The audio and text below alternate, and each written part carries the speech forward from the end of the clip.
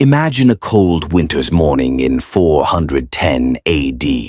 The sun barely peeks over the horizon as a chilling wind howls through the streets of Rome. The once mighty capital of the world stands silent, its people huddled behind locked doors. Suddenly, the silence is broken by the sounds of clattering armor, rough voices, and pounding feet. It is not Roman legionaries who fill the streets this morning, but the Visigoths. Led by their king, Alaric, they breached the city walls, marking a moment that would echo through history. For centuries, Rome had stood as an eternal beacon of power, culture, and civilization, but now, under siege, it was no longer invincible. The sack of Rome by the Visigoths was not an isolated event, but a harbinger of the end. The fall of the Western Roman Empire, triggered by waves of barbarian invasions, marked one of the most significant transformations in history, a time when empires crumbled and the world reshaped itself. The decline of the Western Roman Empire did not happen overnight. It was the culmination of centuries of internal decay, political instability, economic hardship, and military pressure. But the final blow was delivered by the so-called Barbarians, tribes from beyond the Roman frontiers. The Roman Empire had long dealt with these groups, sometimes incorporating them into the empire as soldiers or allies, other times pushing them away or waging war against them. But by the 4th and 5th centuries, the tides were turning. The barbarian tribes had grown stronger, more organized, and desperate for new lands. Pressure from further east, particularly from the Huns, pushed these tribes westward into Roman territories, where they collided with the weakened empire. One of the first major barbarian invasions that signaled the beginning of the end was the movement of the Visigoths. Originally a Germanic tribe, the Visigoths had been displaced by the Huns and sought refuge within the borders of the Roman Empire. In 376 AD, they were granted permission by the Eastern Roman Emperor Valens to settle in the empire as foederati, or allies, in exchange for military service. But mistreatment and broken promises by Roman officials pushed the Visigoths to rebel. In 378 AD, at the Battle of Adrianople, the Visigoths dealt the Roman army a crushing defeat, killing Emperor Valens and decimating the Roman forces. This battle is often seen as a turning point, as it shattered the myth of Roman invincibility. From then on, the Roman Empire would struggle to control its borders and keep the barbarian tribes in check. The sack of Rome in 410 by Alaric's Visigoths was perhaps the most shocking moment for the Roman world. Rome had not been sacked in nearly 800 years, and the psychological impact on both the Roman citizens and the rest of the world was immense. Though the city was no longer the political capital of the empire, its symbolic importance remained strong. Rome was the heart of the empire, the eternal city, and to see it fall to barbarian forces was a crushing blow. Alaric's sack of Rome was relatively restrained compared to what could have been, as the Visigoths avoided excessive destruction and spared many lives. Still, it marked the beginning of the unraveling of the Western Empire. But the Visigoths were not the only group to threaten the empire.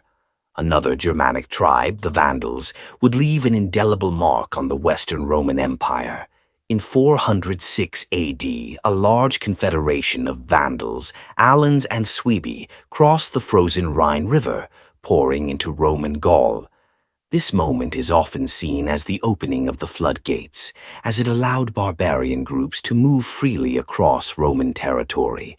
After ravaging Gaul, the Vandals made their way into Spain and then into North Africa, where they established a kingdom in 429 AD under their king, Gaiseric. North Africa was a critical region for the Romans, as it supplied much of the empire's grain. The loss of this territory dealt a severe economic blow to the empire.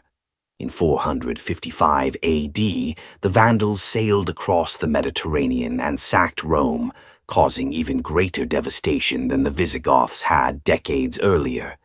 The term vandalism itself originates from the destruction caused by the Vandals, though it may not fully reflect the complexity of their actions. While the Visigoths and Vandals were significant players in the fall of the Western Empire, other tribes also contributed to the disintegration of Roman control. The Ostrogoths, another Germanic group, would eventually take control of Italy itself, while the Franks, Burgundians, and others carved out their own kingdoms in what was once Roman territory. These tribes, once seen as mere barbarians at the gates, were now rulers of Roman lands. The Roman army, which had once been the most feared military force in the world, had deteriorated over time. It had become reliant on barbarian mercenaries, and its own soldiers were no longer as disciplined or loyal as they once had been. The empire's finances were also in shambles, and corruption ran rampant in both the military and the government. One of the most infamous barbarian leaders of this period was Attila the Hun. Though not directly responsible for the fall of the Western Empire, Attila's campaigns in the mid-5th century terrorized both the Eastern and Western Roman empires. The Huns, a nomadic group from the steppes of Central Asia, were known for their fearsome cavalry and brutal tactics.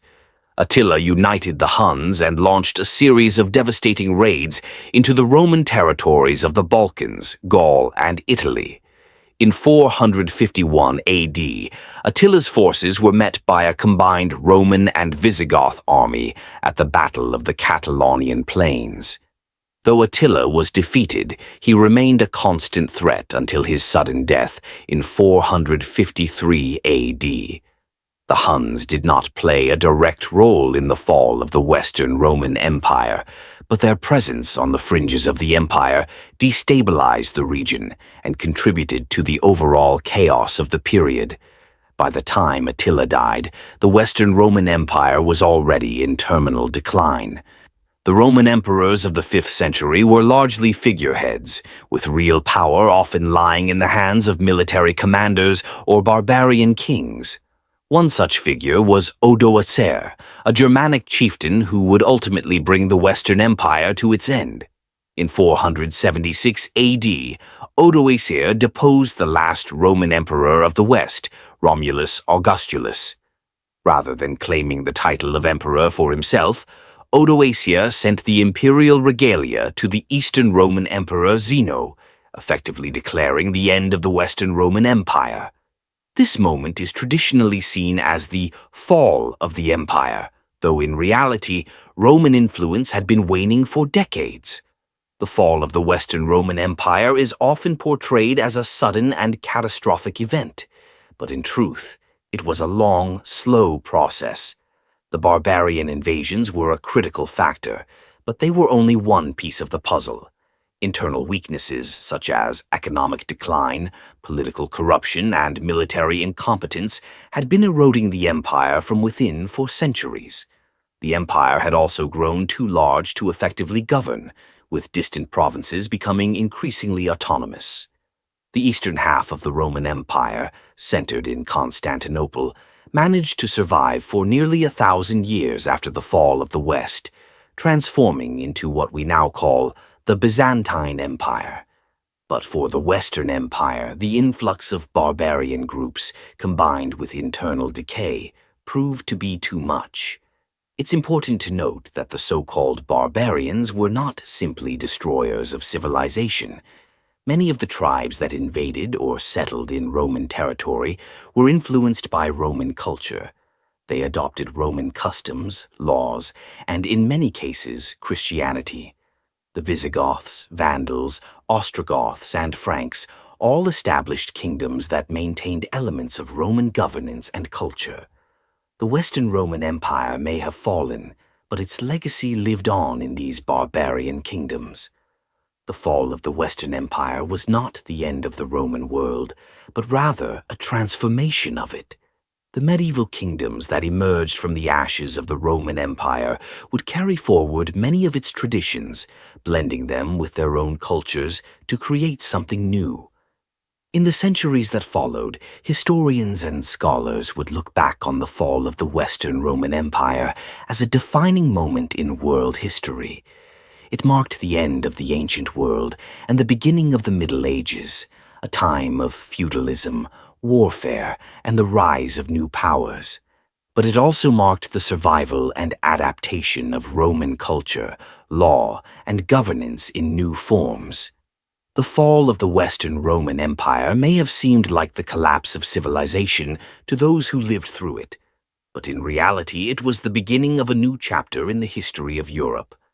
The story of the barbarian invasions and the fall of the Western Roman Empire is one of both destruction and creation. The old order crumbled, but in its place new societies emerged. The idea of Rome lived on, even as its political and military power faded. The Roman Catholic Church, which had become a dominant force in the Western Empire, continued to grow in influence, spreading Roman ideas and institutions throughout the medieval world. In many ways, the fall of the Western Roman Empire was not an end, but a transformation that would shape the course of European history for centuries to come.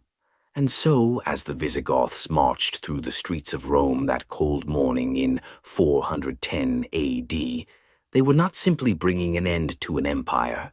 They were, unknowingly, setting the stage for the birth of a new era.